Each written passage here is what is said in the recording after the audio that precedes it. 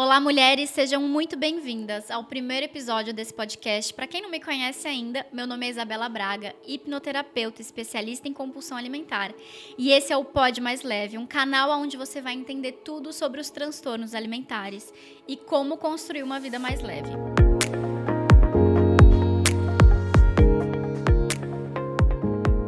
E hoje nós vamos começar esse primeiro podcast falando sobre um assunto muito importante, sobre como o Mindful Eating pode ajudar no tratamento dos transtornos alimentares. E a minha primeira convidada é uma mulher muito especial, super especialista no assunto e que também tem um papel muito importante na minha vida. Ela é nutricionista, idealizadora da nutrição comportamental, instrutora em Mindful Eating, coach de saúde e bem-estar, entre outras coisas. Fernanda Timmerman, seja muitíssimo bem-vinda, Fê. É um prazer receber você aqui. Prazer é todo meu, Belo. Estou muito feliz, muito contente e muito orgulhosa de você. Obrigada, Fê. Estou muito feliz de receber você aqui. Eu queria te perguntar uma coisa. Quando a gente fala em Mindful Eating, a gente está falando de uma ferramenta que há um tempo atrás a gente não falava muito, né? Falava mais de mindfulness, uma técnica de meditação. Como que você chegou nessa técnica do Mindful Eating? Então, Bela, foi na verdade um caminho, né, que a gente começou a construir, sistematizar algumas técnicas, modelos, estratégias para mudar comportamento. A gente, digo, nutricionistas, especialmente quando idealizamos a nutrição comportamental. Muito antes disso, a gente já começava a pesquisar para os transtornos alimentares, né, quais eram caminhos diferentes da gente conseguir fazer com que as pessoas mudassem o comportamento. E buscando essas técnicas e estratégias, uma delas era o Mindful Eating. Então, já tinham estudos para isso. Eu já achava bem interessante, falava, nossa, uma técnica que usa meditação. Como é que funciona isso? E aí, quando eu comecei a estudar um pouquinho mais, eu vi que o primeiro protocolo era o protocolo para redução de estresse e ansiedade. Eu, né, com essa carinha de tranquila, não sou. Não é nada tranquila. Não sou, né? Então, assim, eu também faço parte dessa sociedade que cobra, autocobrança, autocrítica o tempo inteiro. E aí eu comecei a ver que talvez fosse um caminho para mim experimentar essa abordagem, né? E aí eu fui fazer esse curso, que é um protocolo de 8 semanas, e foi uma imersão muito importante, né, para a ansiedade, para a diminuição de ansiedade. E é um crescente, assim, você vai tendo que praticar e vai tendo reuniões em grupo, né, e vai tendo que fazer isso individualmente em casa. E durante 8 semanas a gente aprende algumas coisas, não só meditar, mas também entender um pouco do que leva a gente a não conseguir estar presente, né? E uma dessas coisas, assim, é muito do julgamento. Então, tem muito julgamento, muita autocobrança, muita falta de compaixão. E as bases do mindfulness, elas fazem muito sentido, acho que para qualquer pessoa, né, que vive numa sociedade contemporânea, neoliberal, que cobra tanto da gente o tempo inteiro e que nos transtornos alimentares é um braço muito forte, né? E daí eu comecei a entender essa técnica internamente, eu vi o quanto que, para mim, melhorou a minha ansiedade, né, e a minha autocobrança. É lógico que isso é uma coisa que a gente tem que trabalhar constantemente. O tempo todo, né? Mas isso realmente me fez um dia ter um clique, assim, no meio da rua. Eu falei, nossa, eu estou presente, eu estou viva. E é isso que tenho hoje, é isso que é o hoje. Eu consegui estar onde meus pés estavam, assim. E é muito simples, mas é muito poderoso, né? E eu queria levar isso também adiante. Então, de todas essas técnicas que a gente foi sistematizando, essa foi a que eu mais me aprofundei e fui fazendo alguns cursos, né? Então, eu fiz o curso de formação do Mindful Based Eating Awareness Training. A gente trouxe a Andrea Lieberstein, né? E aí a gente fez esse treinamento Pocket, né? Num dos congressos da nutrição comportamental. E depois eu fiz o primeiro nível de formação do Mindful Eating Conscious Living, que é um outro protocolo de Mindful Eating. E as bases são as mesmas, mas é muito voltado especialmente para quem tem problemas com alimentação, compulsão alimentar, problemas de emoções conectadas com a comida. Então, não é só para o transtorno alimentar, mas é muito forte para o transtorno alimentar, porque as emoções estão muito interligadas, né? Sim. E aí, eu não me sinto ainda apta, porque eu acho que é um caminho muito profundo para ser colocada como instrutora, né? Mas eu quero continuar estudando e mergulhando para trazer isso para os meus pacientes na E eu consulta. acho que você, hoje, aqui no Brasil, é uma das maiores especialistas nessa ferramenta, né? Porque é uma ferramenta que, há pouco tempo, né, ela apareceu e está sendo mais falada. E eu não conheço ninguém que fala tão bem e que conhece com tanta propriedade aqui no Brasil essa ferramenta, né? E aí eu queria entender com você, para quem está ouvindo e não conhece muito sobre Mindful Eating, do que consiste essa técnica, como que efetivamente essa técnica pode ajudar quem está sofrendo com esse comer emocional, comer transtornado, até com uma compulsão, a melhorar e ter uma vida mais leve efetivamente. Primeiro, assim, tem algumas pessoas que mergulham bastante, depois eu posso até deixar para você, né, para quem quiser saber. São instrutores, instrutoras, tem o Mindful Eating Brasil. Mas no que consiste? Consiste em meditar mesmo, em você aprender a técnica de meditação. Isso é a base, né? Só que os exercícios que a gente faz, eles vão partir desse lugar, que é a meditação, e aí a gente vai começar a levar isso para o dia a dia, especialmente vinculado aos momentos antes, durante e após a refeição. Né? Então, a gente consegue, de alguma forma, trazer a consciência, porque é muito de a gente estar presente, trazer a consciência, validar o que a gente está sentindo e não empurrar isso para longe. Acho que as pessoas ficam achando assim, a meditação é algo fácil de fazer. Não, não é. Muitas vezes, acho que o grande trunfo disso é você conseguir reconhecer o que você está sentindo e não ter tanto julgamento, assim, abraçar um pouco isso. Né? Você não tem que ficar trazendo coisas boas o tempo inteiro, você tem que validar que você está sentindo uma coisa ruim. E assim, automaticamente, a gente, como ser humano, não gosta de sentir alguma coisa ruim. A gente quer trocar aquela sensação, um sentimento, na verdade, ele é originado de um pensamento. Então, a gente vai tentar ir lá um pouquinho antes no pensamento. E eu falo que a meditação ela tem essa propriedade de quase que colocar um filtro entre o que a gente pensa, o que a gente fala, o que a gente come, ou o que a gente pega. E é quase esse filtro que o Mindful Eating faz entre o córtex e a boca, o córtex e a mão, sabe?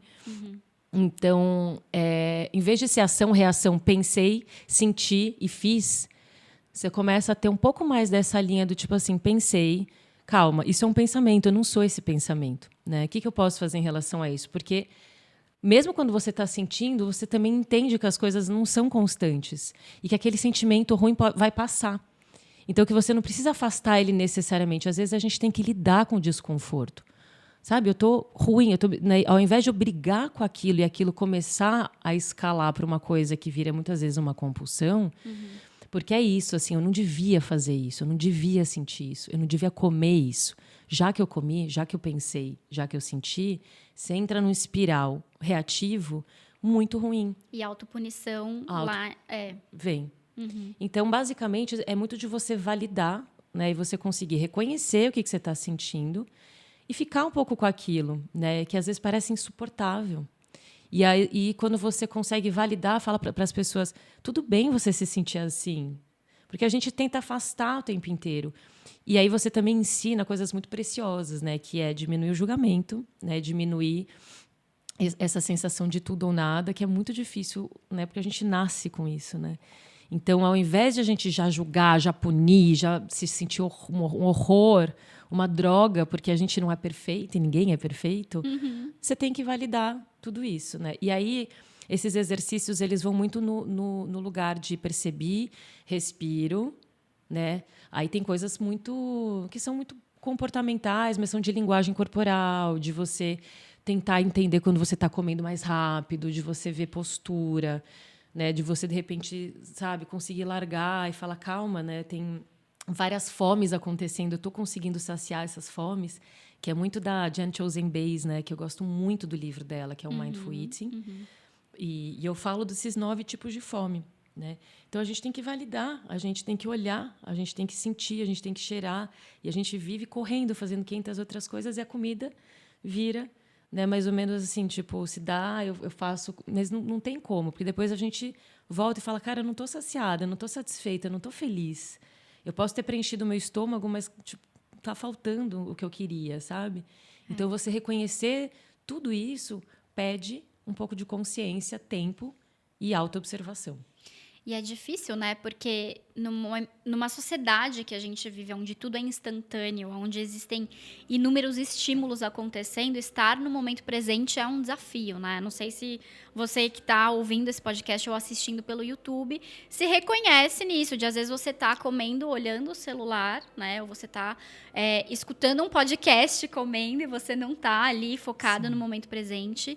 E muitas vezes isso acaba virando um hábito, um comportamento que vai te afastar um pouquinho dessa atenção plena, mas junto disso existe também estímulos do que você deve ser enquanto mulher, né? Então esse autojulgamento acaba sendo algo que a gente acaba piorando, né? Porque você olha lá no Instagram, você vê o corpo perfeito daquela blogueira, Sim. você vê o que ela come, como você deveria ser, se você não pode ter celulite, estria, se você tem que ter um peito em pé perfeito do jeito que ela é, e você acaba praticando esse autojulgamento e se autopunindo, né? Você acha que essas mídias sociais que todo mundo está inserido, não tem como não estar, você acha que isso é um estímulo para os transtornos alimentares? Você acha que acaba sendo algo que estimula ou que piora o transtorno alimentar? Depende muito do foco e de onde você está buscando as suas informações. Achei muito legal, Bela, que você falou. Muitas vezes a gente está comendo, olhando o celular, olhando a vida do outro, olhando o que o outro come. Automaticamente vem o julgamento, né? Então, assim, nossa, eu devia estar comendo essa salada bonita, colorida, esse prato maravilhoso. E o que está acontecendo aqui? Tipo, eu tô me envolvendo na vida do outro, né? Nessa projeção que não é a minha realidade. E eu tô totalmente negligenciando tudo que está acontecendo aqui agora. O que você falou Mindful Eating é comer com atenção plena. A gente não consegue fazer isso olhando sempre a vida do outro. Mas, assim, com certeza, um dos maiores estímulos para o transtorno alimentar são as mídias sociais, são as redes que estimulam, né, esse padrão de beleza, que é um padrão que sempre a gente teve, só que ele vai se modificando conforme os períodos, né? Então, por exemplo, agora na pandemia, a gente teve muito mais tempo de tela e isso, né, especialmente para criança e adolescente, fez aumentar muito os números de casos de transtorno alimentar. Eu acabei de escrever uma matéria também para a UOL, para a Tab UOL, que é sobre o papel das redes sociais nesses movimentos pró-transtorno alimentar. E isso tem crescido muito, Bela. Sim. E, assim, assustadoramente, porque tem umas hashtags ali que vão levando para esses lugares e que as pessoas buscam outras pessoas que tenham a mesma régua para se julgar. Você imagina, a gente fala muito do julgamento, né? Então, são pessoas que buscam essa comparação com pessoas que também têm esse nível de obsessão, né? E isso vai se retroalimentando. Eram as comunidades pró-anorexia, pró-bulimia, estavam sendo caçadas em alguns lugares. E agora, em redes sociais, tem algumas em especial que têm uma participação bem grande nisso. E eu tenho recebido muito no meu consultório. Muita adolescente, muita menina de 12, 13 anos que passou a pandemia há muito tempo no celular e já tinha um perfil mais obsessivo, já tinha uma coisa de eu preciso desviar meu controle para algum lugar. E que foi muito para essa rede social. E isso começou a ser o maior gatilho para ela desenvolver, de fato, um transtorno alimentar. Eu percebo aqui no consultório também um aumento grande de meninas jovens, e não só meninas, né? Que eu acho que isso é um tabu também. A gente acha que só as mulheres... É claro que é muito maior a quantidade de mulheres, mas também os homens sofrem com isso. E eu percebo muito essas meninas jovens sendo estimuladas através da mídia, e depende muito de quem você segue, né? Porque se você seguir um perfil como, por exemplo, o Movimento Corpo Livre, você vai se estimular positivamente. E eu falo muito disso aqui dentro do consultório, porque o meu objetivo é mostrar para essa jovem que ela tem um autojulgamento elevado e que ela tem um comportamento punitivo, né? E que da mesma maneira como a mente dela criou uma estratégia para ela sobreviver a essas emoções, ela pode inverter essa estratégia se ela tiver um acompanhamento correto de um profissional que ajude ela a mudar esse padrão, essa mentalidade. E eu me lembrando, né, da minha vida, da minha experiência com os transtornos, para quem não sabe, está ouvindo o podcast, Eu sofri com os transtornos alimentares, eu cheguei a ter uma anorexia não específica, seguido de bulimia e compulsão alimentar. E eu acho que a grande virada para mim foi começar a praticar um olhar de autocompaixão, menos julgadora com quem eu sou e olhando e validando as minhas emoções, que eu acho que esse é o grande objetivo de uma técnica, uma ferramenta como o Mindful Eating, né? Você entender qual é o seu gatilho, acolher suas emoções e conseguir trabalhar a sua mente, a sua mentalidade, para que você tenha um comportamento mais positivo, não é isso? É isso, Bela. E você fez isso lindamente, inclusive, assim.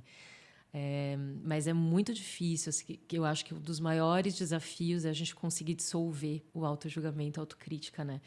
E como você falou, ao mesmo tempo que a gente tem um terreno fértil para os transtornos alimentares serem estimulados, né, nas mídias, a gente também tem isso aqui que está acontecendo, né? Essa divulgação de informações, Movimento Corpo Livre, o Genta, que é um grupo que eu também sou coordenadora, que faz muito material.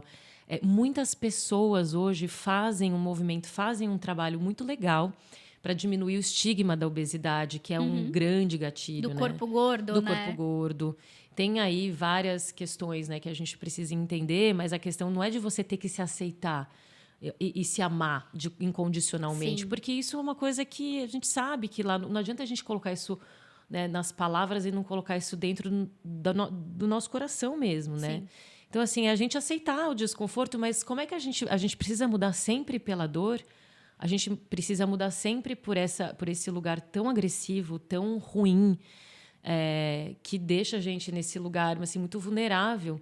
E sim, existe uma indústria por trás de tudo isso que lucra com a nossa insatisfação, que é a indústria do emagrecimento, a indústria da beleza. Sim. Né? Então, assim, a gente sabe que tem aí um trator que vem em cima. Isso não é. Eu acho que não existe uma fórmula para acabar com isso. A gente vai sempre enfrentar, dependendo da época que a gente está, né? Que hoje, se você for parar para pensar como é difícil a gente se aceitar com tanta coisa anti-aging, a gente não pode envelhecer, a gente não pode ter um corpo depois de parir, a gente não pode, né? Tudo isso é como se fosse uma onda de comparação constante que faz você se sentir sempre muito atrás daquilo que é ideal. Sim.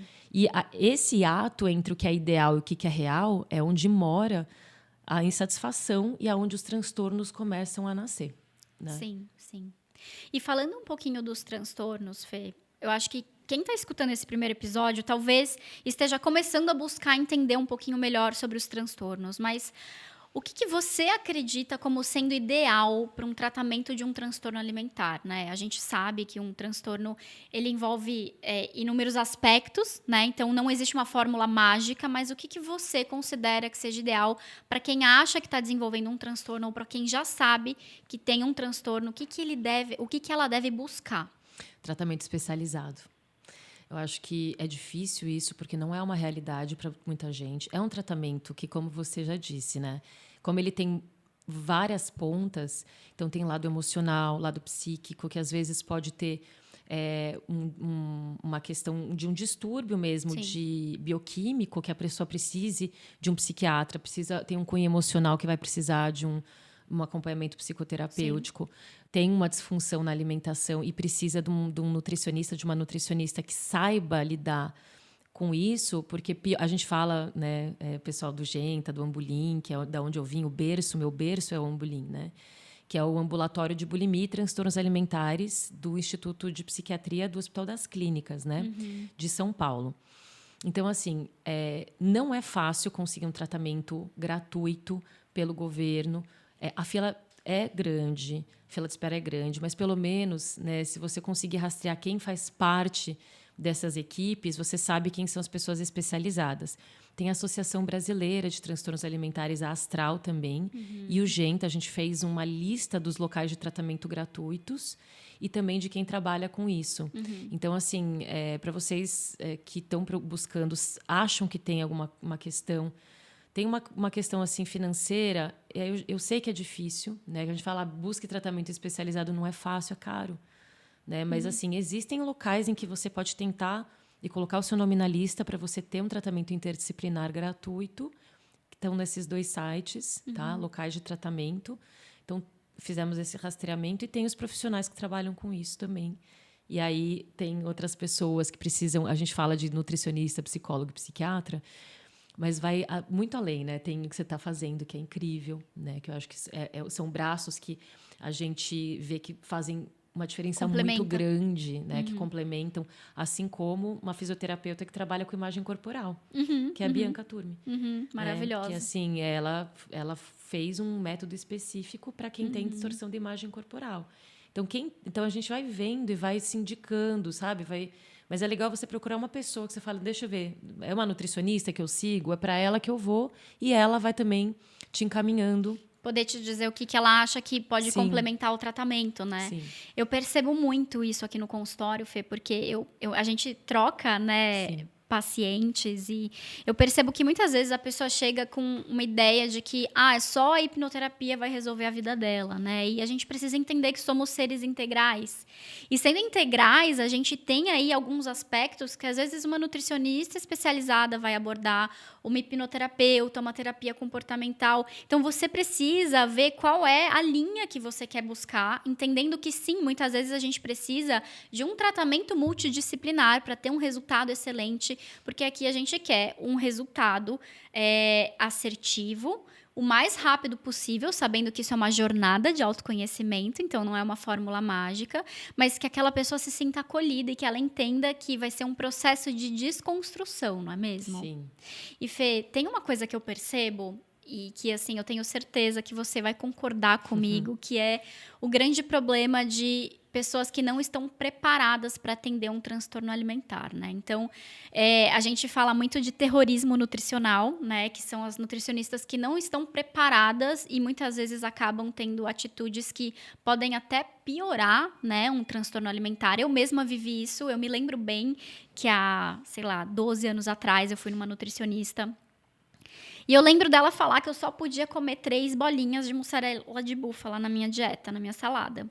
E ali eu já estava começando a ter os sinais do transtorno. E aquilo foi um gatilho enorme para mim. Porque eu achava que a mussarelinha de búfala era gorda, calórica, e que se eu comesse mais de 3, pronto, acabou minha vida, né?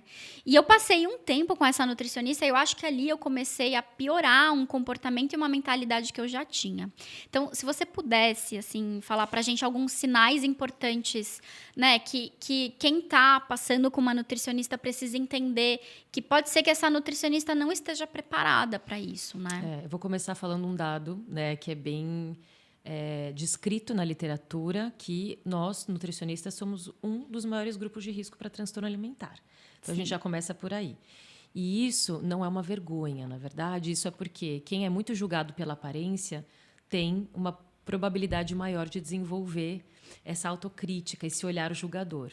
Então, existe também um campo muito fértil para a gente propagar algumas informações que são essas informações mais engessadas, né? E isso é muito complexo, porque quando você tem um profissional de saúde que valida isso, você vai construindo as suas crenças, né? Então, o que você me falou é muito importante. Eu sou uma pessoa que tem que ficar desconstruindo muito a crença disfuncional, do tipo, carboidrato engorda. Um doce que eu for comer me engorda automaticamente. Então, eu tenho que o tempo inteiro ir recorrer ao qual que é esse pensamento, de onde ele se origina. E, às vezes, muitas coisas vêm de colegas, assim, né? De não pode comer depois de tal horário. E aí, essa coisa do Mindful Eating, a gente tem que respeitar muito os nossos sinais internos. Então, é um caminho diferente para uma autonomia. E esses profissionais, e não é culpa, né? Porque a gente aprendeu assim na faculdade. A gente tem uma formação muito medicamentosa, muito prescritiva, muito hierárquica. Eu sei, você faz. Então, assim, é complicado. E aí, quando você vai numa pessoa e ela fala, você só pode comer isso, isso e isso. Se você comer uma coisa a mais, automaticamente você pensa que aquilo está errado e automaticamente você sente que aquilo já te engordou, te fez mal. Né? Então, assim, é muito complexo. E eu dou algumas dicas, né, para quem sente que tem alguma questão. Não precisa tentar se categorizar eu acho que eu tenho um transtorno alimentar. Mas se você tem muito medo de comida, se você pensa obsessivamente em caloria, em gordura, se você quer compensar as coisas que você come, de alguma forma, seja por exercício ou por outros tipos de punição ou compensação, se você começa a ter medo da comida, né? E começa a ter também uma relação estranha com o teu corpo, de se ver de momentos diferentes e ficar muito desconfortável com você, né? E vai passando muito do que você acha que é... Por exemplo, eu tô com fome, mas eu não posso comer porque não está na minha dieta, né? Então, são todas essas questões que eu vou falando que você pode já perceber que você tem um problema com a comida. Então, provavelmente, você não precisa ter um transtorno alimentar, mas você tem um comer transtornado, né? Sim. E esse comer transtornado também é digno de se olhar, porque também causa sofrimento, né, Bela? Tem muita gente que não fecha um diagnóstico para transtorno alimentar, mas está sofrendo muito com a comida. Sente culpa, vergonha e tem muito uma relação com o peso, né? Tem. Aqui no podcast, a gente tem um momento que se chama Momento Stalk. A gente stalkeou um pouquinho da sua vida. Ai, meu Deus. Mas fica calma que não é nada demais, tá? A gente entrou no seu Instagram pra ver um post, assim, que possa ser bastante relevante pra quem tá ouvindo ou assistindo esse podcast. Eu acho que tem muito a ver com isso que você estava falando. Eu estava vendo um post seu que estava escrito: você não é o seu peso, né? E quando a gente passa numa nutricionista que não tem esse viés da nutrição comportamental, que não tem esse viés da mentalidade da dieta, a gente percebe que a gente se sente representada por um peso, né? Como se eu, Isabela, fosse um peso específico, né? Fala um pouquinho pra gente sobre esse post. Por que que você acredita que você não é o seu peso? Muito bem. É bem complexo. Eu vou tentar ser menos prolixa, porque eu adoro falar. Mas, assim, a gente tem uma questão de associar diretamente o peso com saúde. E isso vai formando o estigma de que todo mundo que tem um peso um pouco mais elevado pelo índice de massa corporal, que é super discutível, é uma pessoa que automaticamente não é saudável. Né? E aí, quem tem um peso que a gente acha que hoje em dia se tem como normal, até para baixo do peso, a gente tem um olhar, né, como se fosse esse olhar treinado de que a pessoa é saudável, né, e que ela chegou nesse peso de uma maneira saudável. Ou seja, magro é saudável, gordo não é saudável. Sim. E a gente acha que também essa questão do peso traz muito de uma coisa de valor. A nossa imagem corporal tem... como se fosse um valor. Então, eu olho para você em milésimos de segundo eu te julgo pela tua imagem corporal, né? Só que o que acontece? Quando a gente internaliza esse estigma, a gente vai colocando, assim, muito medo. Bom, então, se eu for gordo, as pessoas vão me olhar e vão achar que eu sou...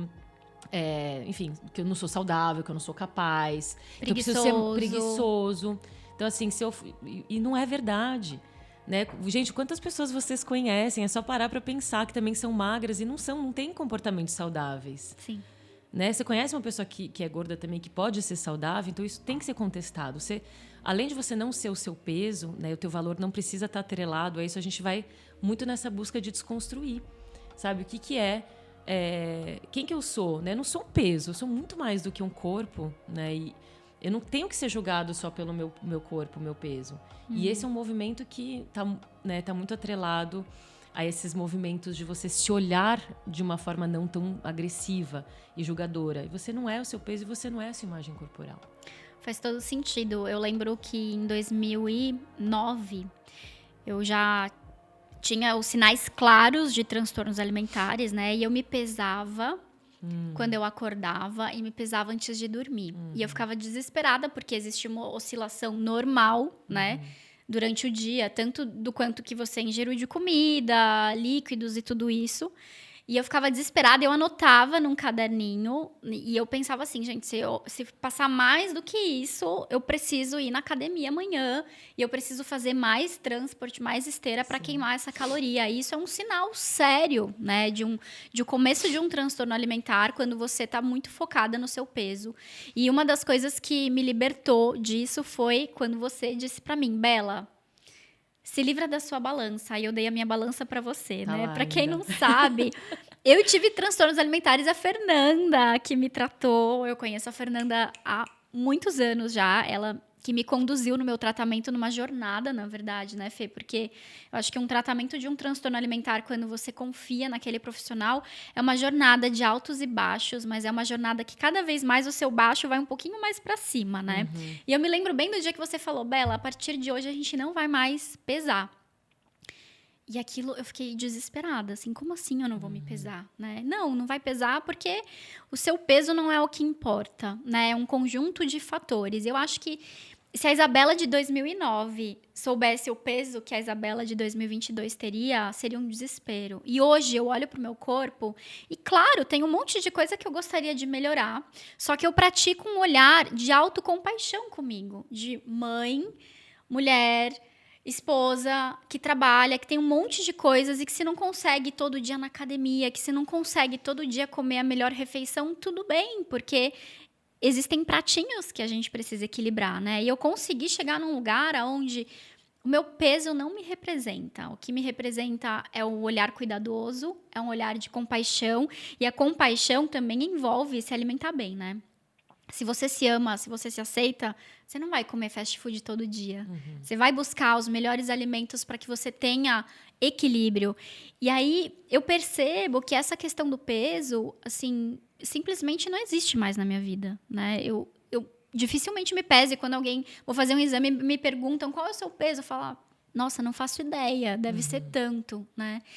E eu lembro que no comecinho, quando eu ia num médico e ele queria me pesar, eu falava, eu não quero ver, porque você falava, Bela, não foca no peso. E isso, com o tempo, foi se tornando algo mais natural, né? Eu acho que essa naturalidade é algo que toda mulher deveria buscar. Que realmente focar no peso é a maior besteira que a gente comete, porque existem outros fatores que não só aquele número, né? Quando você me entrega a balança, você está me entregando também um pouco do controle. O controle é o eixo central, né, do transtorno alimentar. Por isso que dá desespero. Quem sou eu sem esse controle? Se eu não tivesse controle, eu vou perder o controle. Quando muitas vezes a perda de controle é o excesso que você tem dele. Então, assim, claro que eu faço isso, né? Eu vejo qual que é a possibilidade de cada pessoa. Não é todo mundo que consegue se livrar do controle desse jeito. Mas eu falo, é importante para você, a gente pode pesar aqui, eu vejo o teu peso, e você vai saber que eu estou olhando para isso, porque eu sei que é importante para você. A minha ideia não é que você, né, ganhe muito peso. Eu sei que isso também é te causar um mal muito grande. Mas faz parte você entender que você precisa confiar também no seu corpo. Sim. E não ficar refém de um número, de uma balança que, de fato, muda. E as pessoas não conseguem interpretar aquilo como algo natural. Né? Nessa pequena variação que você já tinha, no próprio dia você já ficava desesperada. Sim. E todo mundo tem essa variação. Ninguém acorda e dorme com exatamente o mesmo peso. É muito difícil. Né? E não deveria, porque, na média, o peso ele se mantém. Então, você, depois disso, né, quando eu falo para as pessoas, fica tranquila, eu vou também estar aqui do teu lado. Não é que a gente vai abandonar isso, né? Sim. Mas você precisa praticar essa coisa de deixar um pouco o excesso de autocontrole. Né? E assim, não existe mais efeito sanfona quando você vive esse equilíbrio e esse olhar cuidadoso, porque o efeito sanfona ele acontece quando você começa a praticar a mentalidade da dieta, restringe, depois come em excesso e aí fica nessa oscilação de peso. Quando você tem esse olhar cuidadoso e você pratica o equilíbrio, não existe mais efeito sanfona. E pode ser que você faça uma viagem e você coma coisas que geralmente você não come e você percebe que teve um aumento de peso, mas sem esforço nenhum você volta para sua rotina e o seu corpo volta a se equilibrar, né? E aí você vive uma estabilidade, não perde mais roupa, não tem mais diferença ali no seu peso, porque simplesmente você acolhe a sua vontade, sempre com equilíbrio e com esse olhar de autocompaixão, não é mesmo? Sim. Fê, tem uma coisa que eu percebo que mudou muito a minha vida depois que a gente se conheceu e que eu comecei o tratamento, que eu acho que eu já tô há mais de 7 anos em remissão, né? A gente geralmente não fala em cura de um transtorno, a gente fala na remissão. Então, são 7 anos aí construindo uma mentalidade positiva comigo mesma e com a alimentação. E eu percebi que, a partir do momento que eu comecei a meditar, as coisas mudaram muito para mim, né? E na época, eu fui para meditação transcendental, que é uma das técnicas de meditação. E o que eu percebo é que foi uma trajetória de construir uma vida mais leve. E é por isso que esse podcast se chama Pod Mais Leve, né? Você, há alguns anos atrás, se mudou para Ilhabela, né? Você fez esse movimento de sair de São Paulo e ir para Ilhabela. Como que essa decisão e essa atitude impactou na sua vida? Como que isso trouxe mais leveza para você? Tá trazendo, né? Tá trazendo porque... bom, acho que também teve uma mudança muito grande. A gente teve a nossa vida totalmente chacoalhada de ponta cabeça, né? Na questão da pandemia. E isso já era uma vontade minha, né? De buscar um ambiente, um externo, que também validasse um pouco dessa calma que eu estou procurando, né? Porque eu já sou uma pessoa muito agitada, muito ansiosa. E eu acho muito legal, né? Também você trazer que não existe um único caminho para a meditação, né? Que o Mindful Eating, ele é laico, ele tem lá instrumentalizado, né, a meditação e tal, mas você buscou um outro caminho. Eu lembro que fez muito sentido para você. Sim. E no final das contas, a ideia é que a gente não precisa se encaixar né, em lugarzinhos. E aí eu acho que quando eu comecei a ver assim, o que eu estava buscando, né, acho que de estilo de vida, né? E assim, foi muito difícil deixar a minha vida, que estava toda arquitetada para a cidade grande. E aí eu fui tendo essas possibilidades de, né, fazer o online, de ter uma questão mais híbrida, enfim.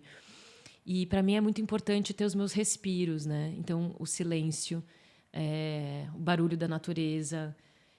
Eu me sinto outra pessoa quando eu acordo e eu consigo olhar, eu consigo ver os ciclos do dia. Né? Para mim é muito importante assim, ver o dia amanhecer e ver o dia se encerrar. Colocar esses momentos de pausa no meu dia, colocar esse momento de apreciação. Então, independentemente do que eu esteja fazendo, eu preciso parar para respirar. E assim, morar num lugar, né, tão lindo quanto essa bela né? ilha realmente ajuda muito. Então, sabe, de começar o dia diferente, assim, de não olhar para fora e só ver prédio, concreto, e eu ter dimensão. Eu sempre busquei muito dimensão, sabe, de olhar e ver que eu consegui enxergar mais para frente. Acho que isso é uma coisa interna a mim. Então, eu procurei ir para um lugar bem alto, que eu tivesse uma vista bonita assim para o mar. E eu acordo todos os dias assim muito cedo. Meu gato, que é um ser de hábito, eu sempre falo que ele que me educou. E aí tudo isso foi mudando, assim, porque aí eu aproveito o silêncio para fazer as coisas, porque eu sou muito minha mente é muito acelerada. Então, aquele silêncio do dia que todo mundo está dormindo, eu só ouço, sabe, os passarinhos e tal, é o momento que eu consigo estar comigo, né? E aí eu faço esporte, eu medito e aí eu começo o dia, sabe? Então, tudo que eu estava tendo muita dificuldade de fazer, porque, enfim, eu amo São Paulo, eu tenho um carinho imenso por essa cidade, assim. Mas tudo que eu estava precisando era me afastar um pouco para, perdão, para amar mais, sabe? Porque eu me vi sendo sugada pelo estilo de vida daqui e já como encaixa com o meu jeitinho, né? Meu jeitinho ansiosinho e autocrítico, eu precisei me afastar um pouquinho. Então, eu acho que é isso. Acho que muita gente fez essa migração, esse movimento de sair um pouco, né? Sim. Também. Fê, a gente está chegando no momento final do nosso podcast, que foi uma delícia. A gente poderia ficar aqui dias conversando, né? Porque são tantos assuntos que envolvem o tema que a gente fala. Mas se você pudesse deixar uma reflexão para quem está ouvindo esse podcast, para quem está buscando ter uma vida mais leve, seja por causa de um transtorno alimentar, seja porque está comendo de uma maneira transtornada, com culpa, que recado que você deixaria para essa ouvinte? Olha, o que eu gostaria de deixar é que você não está sozinha mesmo. Tem muitas pessoas, muitas mulheres, uma sociedade inteira que se sente assim, desamparada até, né, de escuta. E só que existem muitas outras pessoas que estão trabalhando, assim, que sabem que já também conseguiram de alguma forma transpor essa autocobrança, essa autocrítica, que não está só em quem tem transtorno alimentar, mas que pega nesse ponto. Mas que você consiga também trabalhar teu julgamento, que você consiga trabalhar essa questão do controle, né? E que eu sei que não é fácil, né, em momento nenhum, que você busque algo que faz sentido para você, né? Então, se está muito difícil, procura alguém que você empatiza de coração, né? Não só que está ali com 500 mil likes no Instagram, que tem fama e tal, mas alguém que quando você está perto te escuta e realmente, genuinamente se importa com você. A gente precisa mais dessas trocas. E espero que você fique bem e que procure também o seu caminho de cura. Maravilhoso, Fê. Eu queria te agradecer demais por ter aceitado esse convite, por ter vindo lá de Ilhabela, tirado você daquele lugar maravilhoso para bater um papo aqui comigo. Deixa o seu Instagram aqui para quem tá ouvindo ou te assistindo para poder te seguir. Tá, eu só queria também terminar falando o quanto que eu sou orgulhosa de você, tá? Ah, obrigada. Eu sempre me emociono muito de ver, assim, o caminho das pessoas, porque para mim não são pacientes, né? São pessoas que trilham uma vida, sabe? Que você... para mim não é mais um número, não é mais um paciente, assim. Então eu acredito que você também tenha muito isso com as pessoas que passam por aqui, sabe? Então para mim ver o teu crescimento, você validar e me chamar, ser a primeira pessoa a fazer parte desse seu programa, para mim significa demais, assim. Eu fico muito, muito emocionada mesmo. Obrigada de coração. Eu que te agradeço, obrigada. Meu Instagram é @nutri.fetimerman. Fê Timerman, depois vocês colocam. A gente vai colocar, mas pode deixar. Mas é simples, né? Timerman. E o que mais? Tem também o livro sim. da nutrição comportamental, né? Que você é uma das idealizadoras. E tem também um e-book, né? Um e-book que você escreveu para o Senac. Sim, na pandemia. Eu escrevi um e-book sobre transtornos alimentares para o Senac, mas é mais para profissionais da saúde, não é tanto para o público geral, né? Assim como o da nutrição comportamental, é muito técnico, né? E é mais voltado para os nutricionistas ou pessoas que querem saber usar técnicas e trabalhar mais com a questão de transtorno alimentar. A gente vai deixar o link aqui para quem quiser saber mais. Boa. A gente podia deixar também o link do Genta, do Ambulim, né? Sim. Desses locais onde você pode buscar um tratamento, buscar uma ajuda. Com certeza. Fê, obrigada por aceitar esse convite. Foi um prazer imenso receber você aqui. E se você ainda não me segue no Instagram, meu Instagram é Isabela Braga, com um Z e um underline no final. E a gente se vê no próximo episódio do Pode Mais Leve.